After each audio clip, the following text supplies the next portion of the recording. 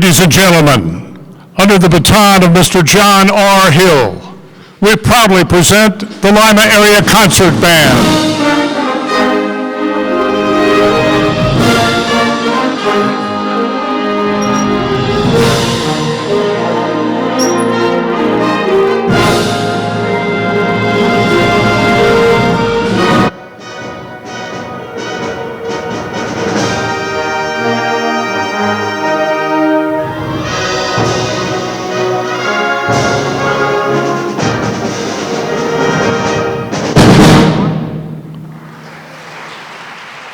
Please stand and join us in the playing and singing of our national anthem.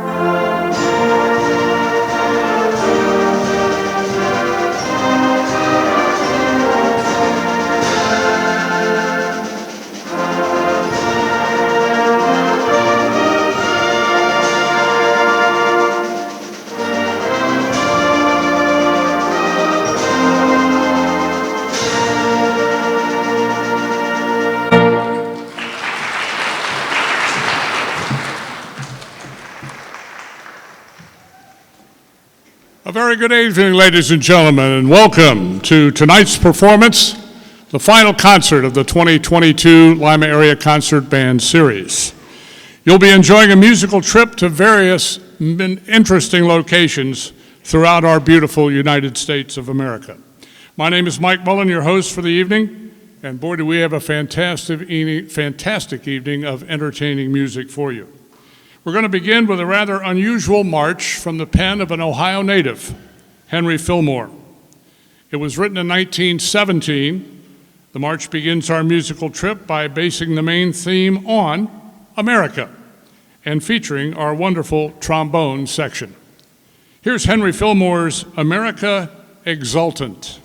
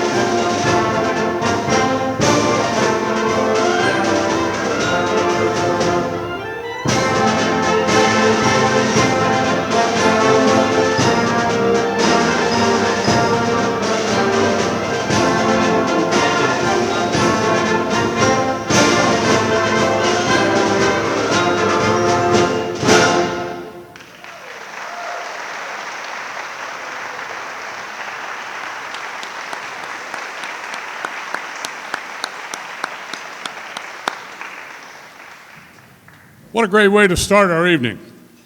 Our next stop on the road trip is a place that I dearly, dearly love. Been able to be there 3 or 4 times in my lifetime, and the images and the memories I'll carry with me as long as the good Lord gives me a breath to live by.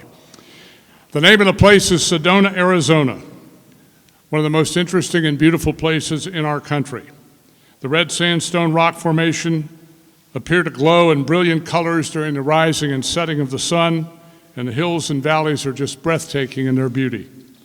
Composer Steve Reinecke seeks to bring this colorful scenery to life in a work called Sedona. He wrote it in 2000 to depict the many different moods he felt on his visit to that area. So here is our musical trip to Sedona.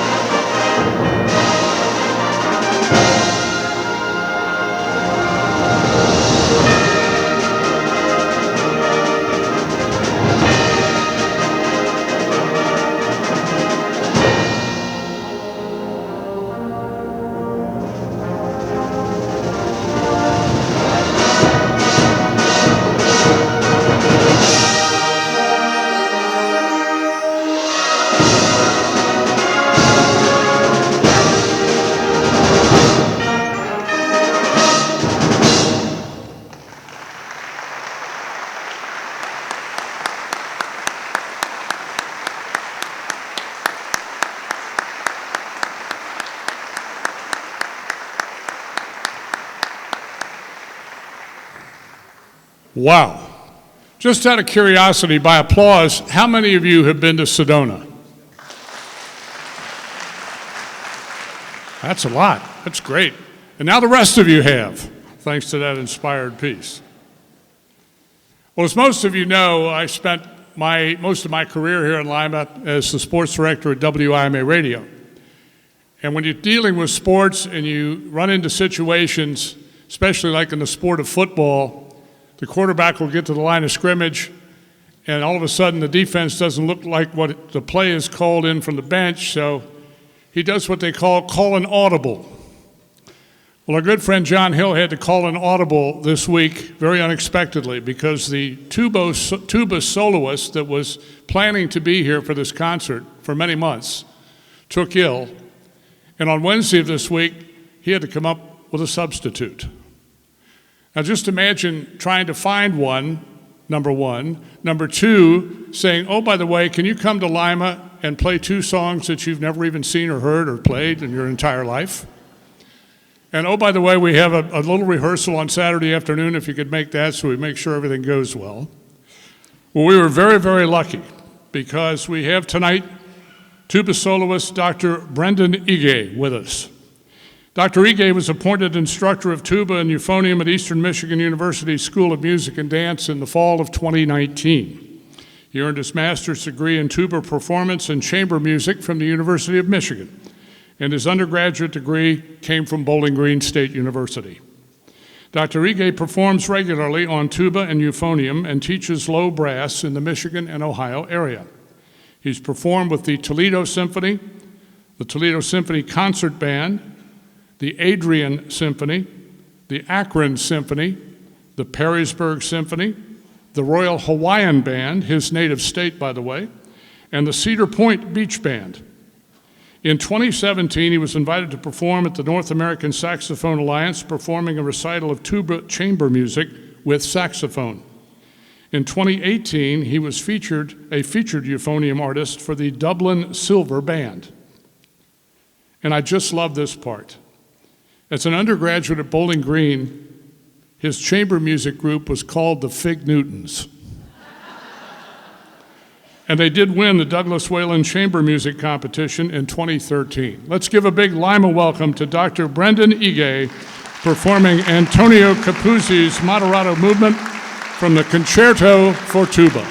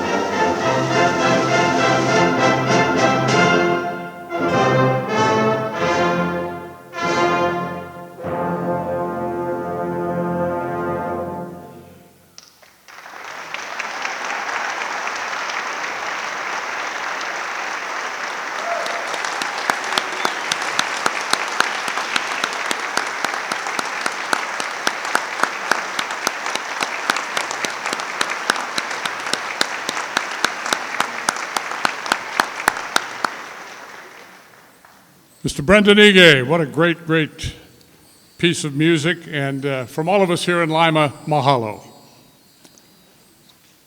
Well, our next stop on the musical journey is going to take us on a ferry boat trip down a river in the state of Alabama.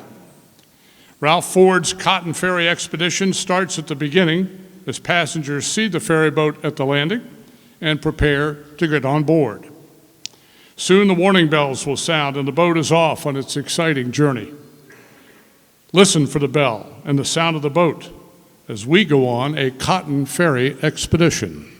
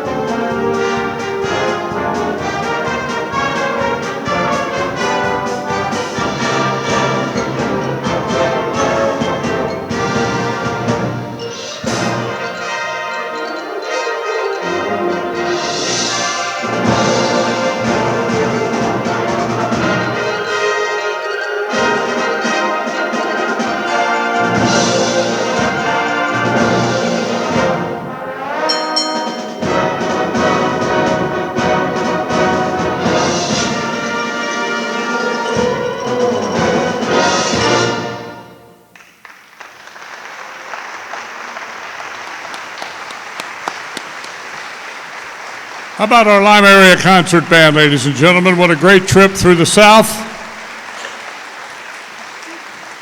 Thanks to John Hill and everybody on stage.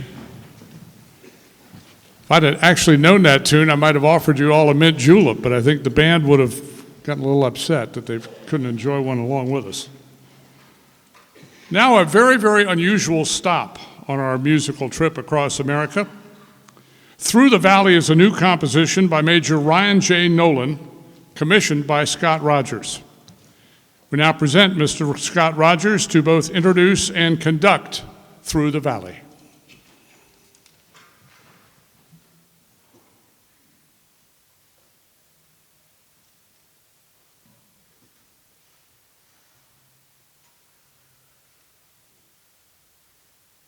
Thank you, Mike.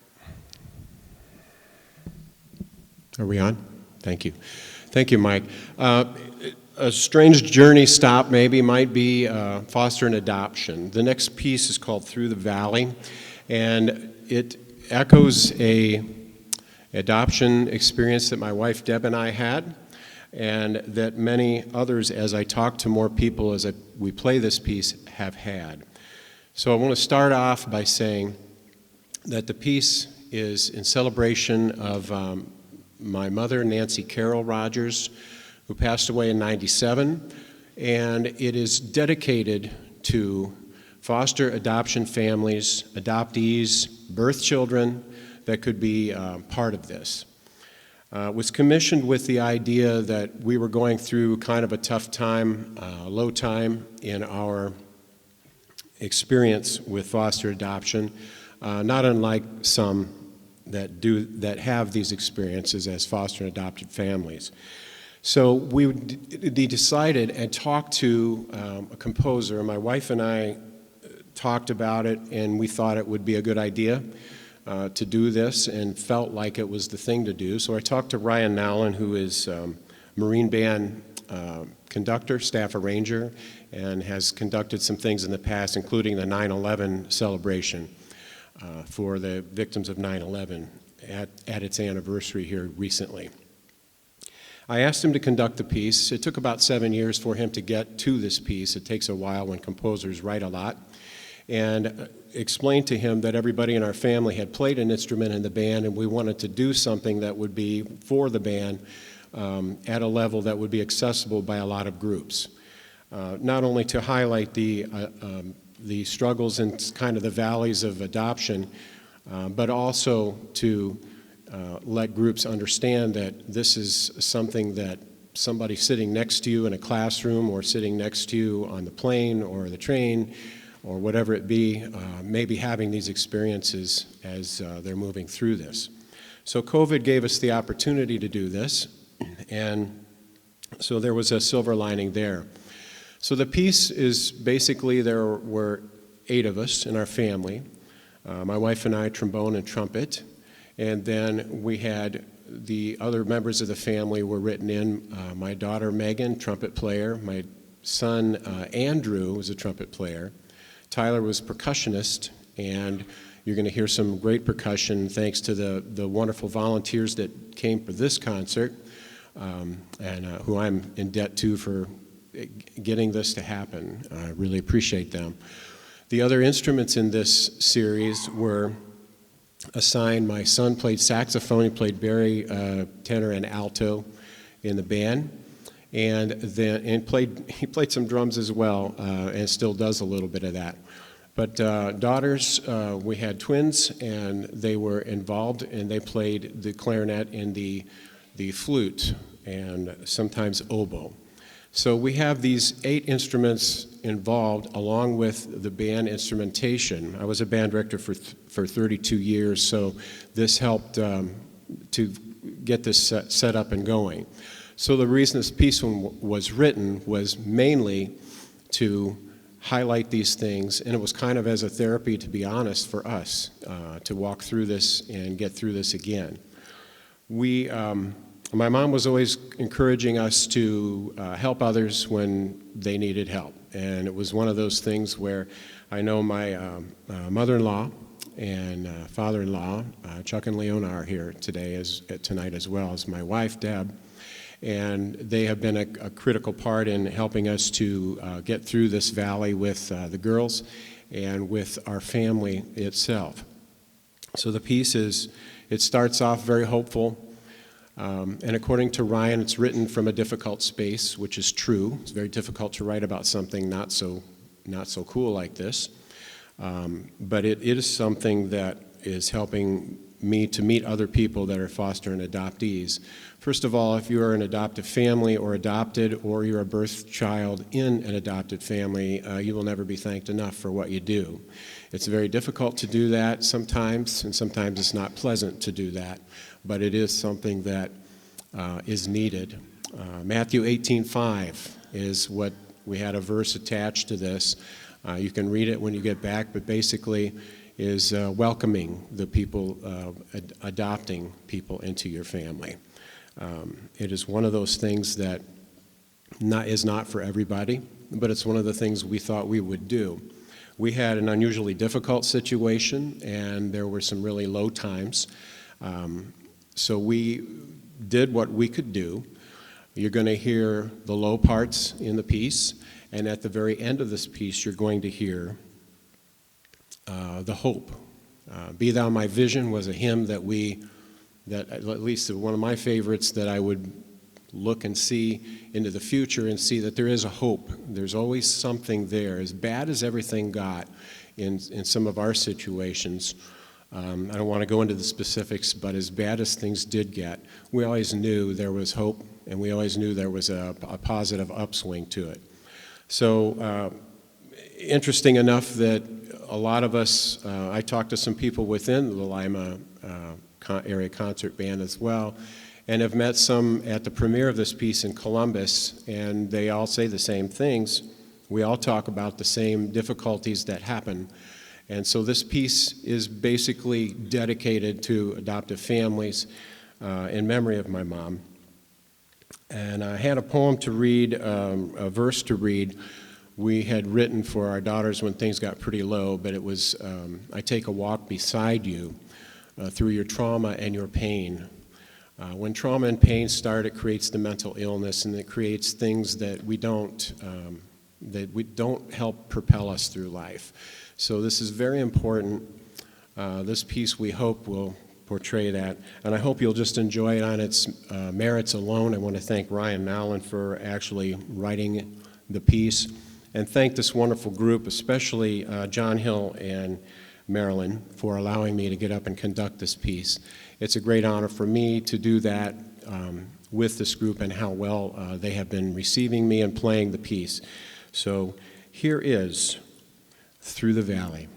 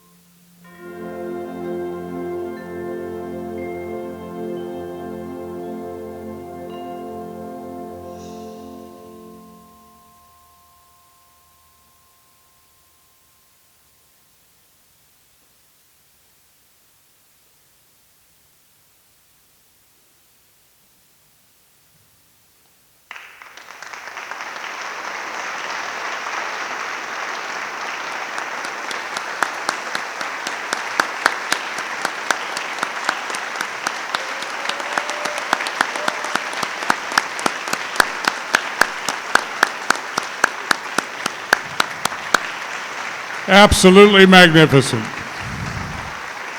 Thank you, Scott.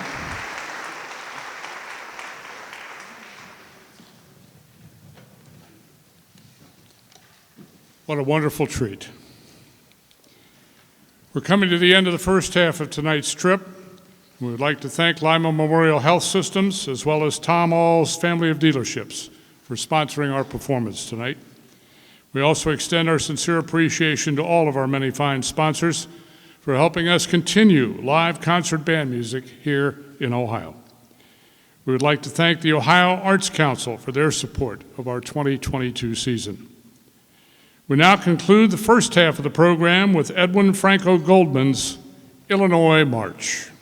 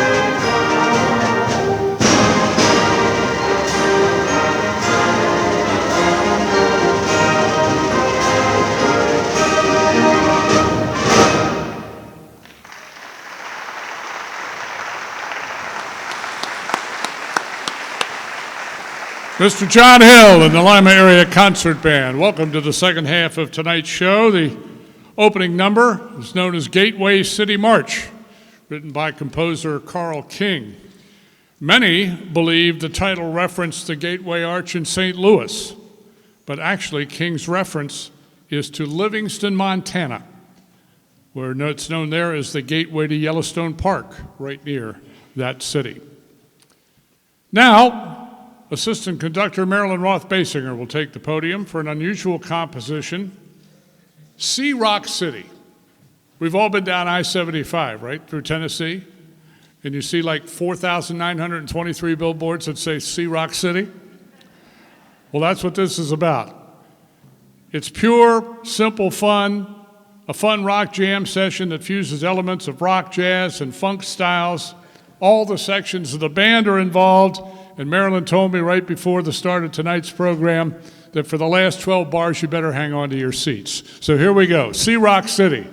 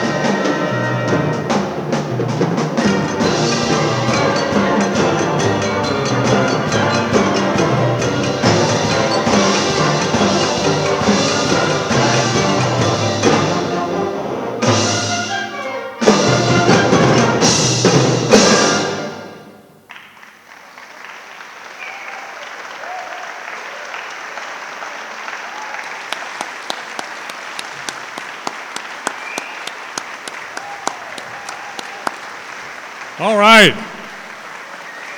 If I'd have known it was going to be that much fun, I might have actually stopped to see Rock City.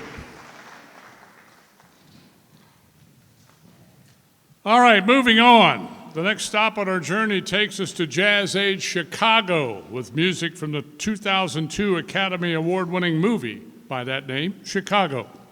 This Ted Ricketts arrangement opens with a bluesy trumpet solo and includes feature spots for all sections of the band as it winds through the hits from the show, including All That Jazz, Cell Block Tango, Roxy, and They Both Reached for the Gun. Here are selections from Chicago.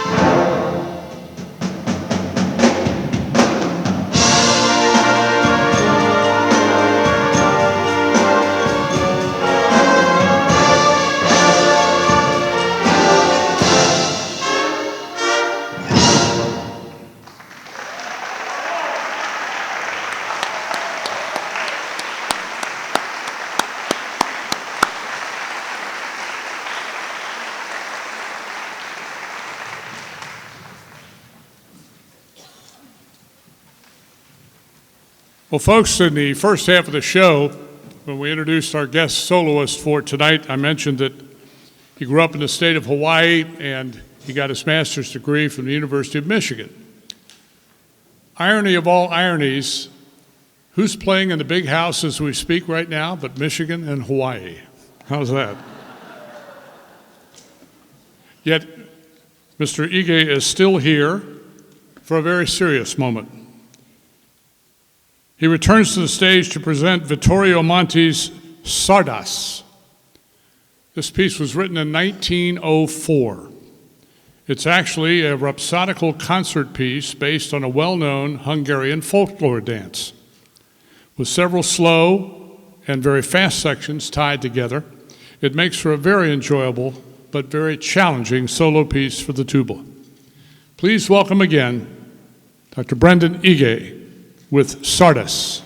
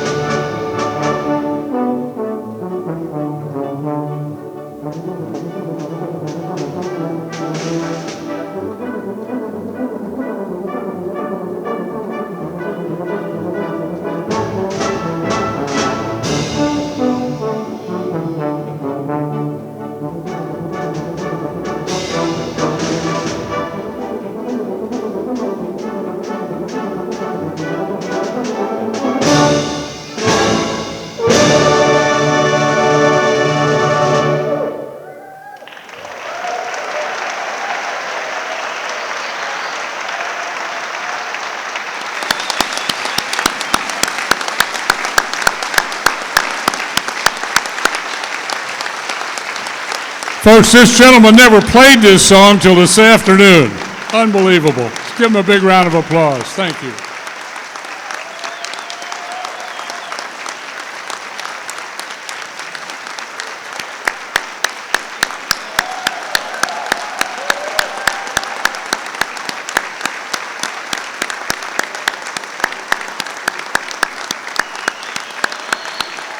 Mr. Brendan Ige.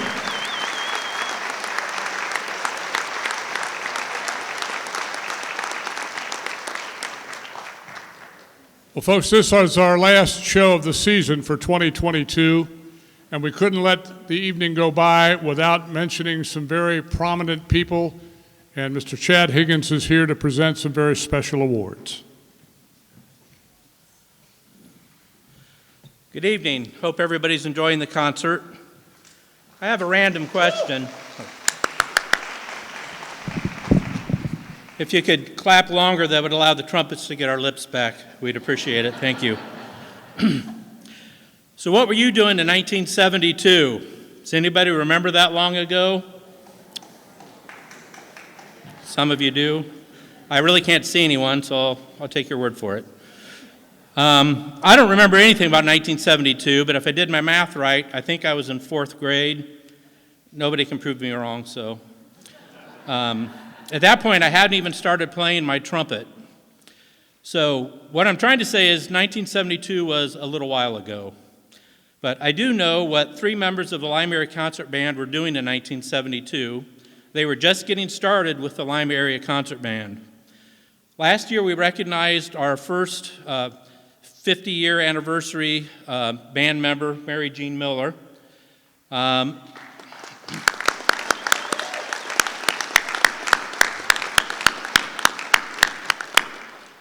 And tonight we're going to recognize 3 more members joining the 50-year club of the Lima Area Concert Band. I'm sure I speak for everyone in the band that we very much appreciate all their years of dedication and leadership that has allowed us to get to the point we are this year. The first member that I want to recognize is Lucy Allstetter. Lucy was the president of the Lima Area Concert Band for many years, as well as being the section leader for the flutes for many years. Lucy has always stepped up and helped whenever anything needed done, and so I want to present this to Lucy, just to recognize her 50 years in the band.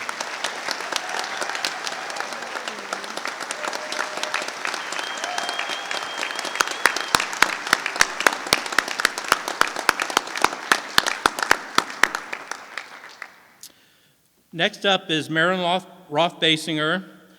Marilyn has served and is serving as the assistant conductor, clarinet section leader, vice president, personnel manager for the last several years. She also conducts the band usually for any of the vocal soloists who perform with the band. So I want to present this to Marilyn for her 50 years as well.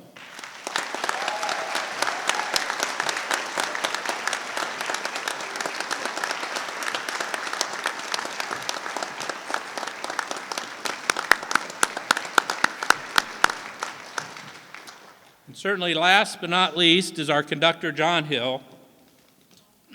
John has served as the associate conductor or conductor for over 30 years.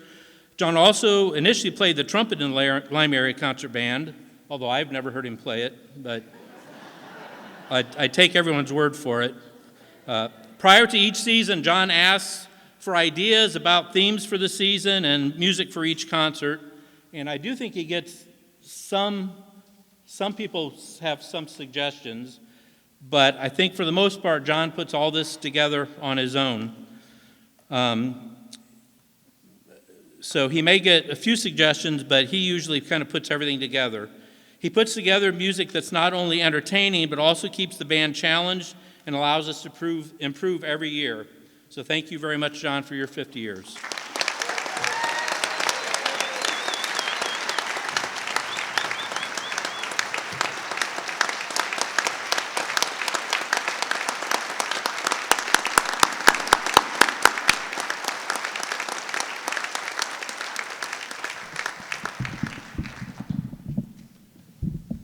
Thank you, Chad, and congratulations to all 3 50-year recipients of these wonderful awards.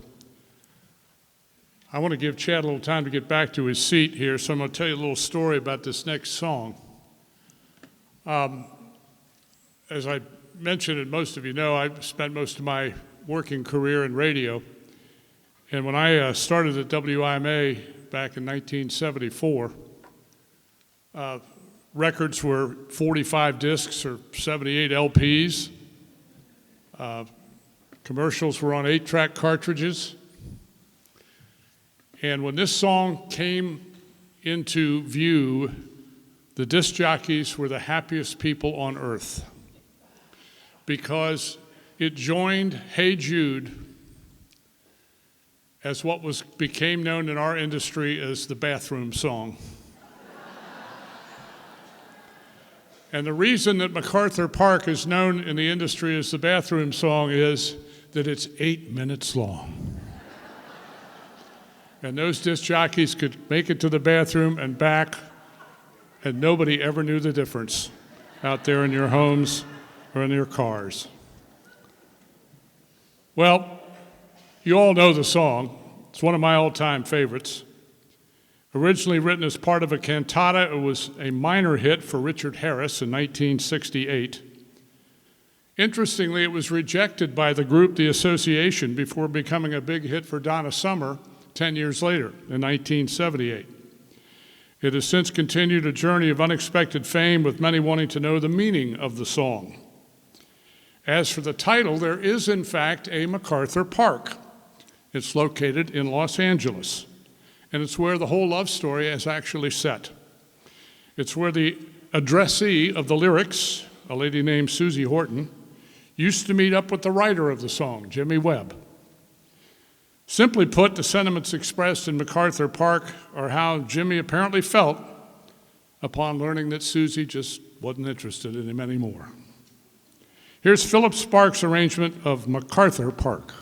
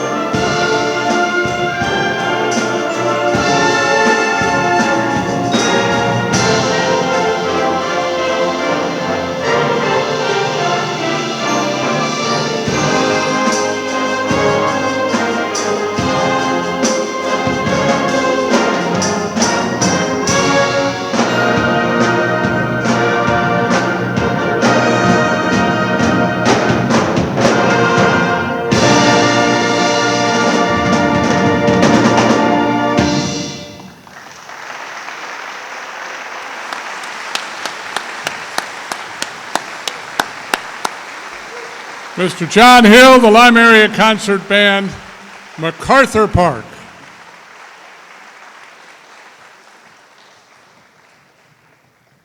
It's interesting that the music-only version only lasted 7 minutes, or 7 minutes and 25 seconds. It must have taken another 35 seconds to put all the words into MacArthur Park. Our final stop tonight, a visit to the beautiful waters of the Shenandoah River. Composer Frank Ticelli was inspired by the freedom and beauty of the folk melody of Shenandoah and the natural images evoked by the words, especially the image of the river. Tonight, Marilyn Roth-Basinger and the Lima Area Concert Band are going to pay tribute to a longtime band member, Jim Lehman, who just recently passed away. Jim was percussion section leader for many seasons, and he was often the first to arrive at rehearsals and the last to leave. He was a prominent member of the musical community and taught music to many musicians here in the Lima area. He will be missed by many, especially by members of the Lima Area Concert Band. You probably can't see it very well, but we just brought it out. There's a chair here with a briefcase and some sticks for the percussion. Those were Jim's, and his family brought them here tonight in his memory. So now we present, in the memory of Jim Lehman, Shenandoah.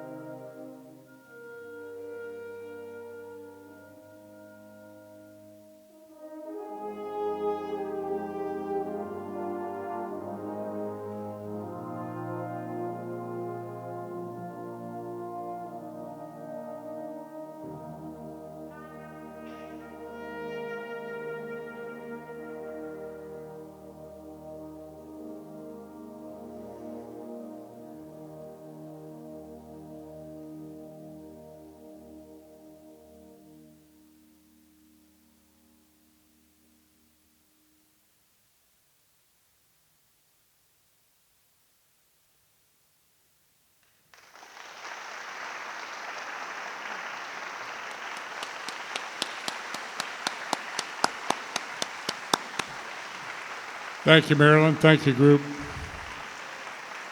I know Jim would be very proud. The Lima Area Concert Band would again like to acknowledge and thank our sponsors for tonight's program, Lima Memorial Health Systems, as well as the Tom All family of dealerships.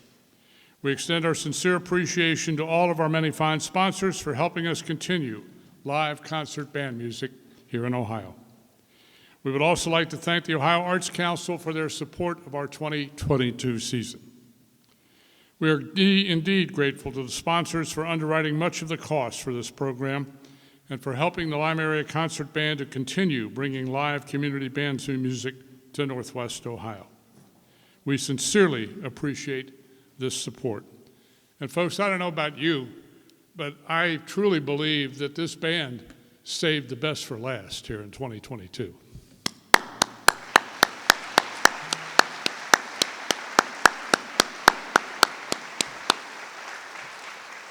And now a huge surprise. We conclude our season with the Stars and Stripes Forever.